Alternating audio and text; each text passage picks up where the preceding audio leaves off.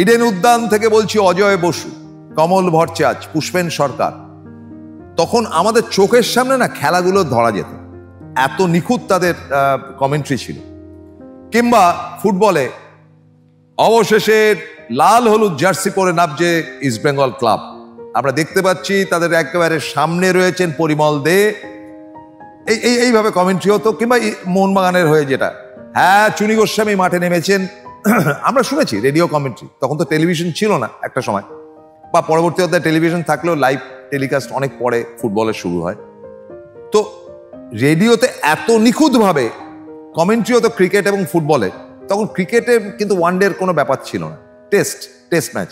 কমল ভট্টাচার্য বলছেন, পরের বল করতে আসছেন ওয়েসলি হল, এদিকে জয়সীমা, মানে জয়সীমাকে জয়সীমা প্রস্তুত, অফ স্ট্যাম্পের বাইরে পা বাড়িয়ে ব্যাট তুলে নিয়েছেন, খেলবার চেষ্টা করেননি, মানে আপনার চোখের সামনে ভেসে উঠছে।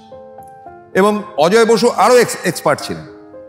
আমরা দেখতে পাচ্ছি বাঁদিকে যারা রয়েছে, মানে লেফট সাইডে যারা রয়েছে, তাদের মধ্যে রয়েছে মিড উইকেটে অমুক, স্কোয়ার লেগে তমুক, ডিপ ইয়েতে অমুক, বা অফ সাইডের মধ্যে তিনটে slip, third man, deep fine leg ইত্যাদি ইত্যাদি নানান রকম কমেন্ট্রির মধ্যে অজয় বসু আরো সুন্দর করে তুলে ধরতেন।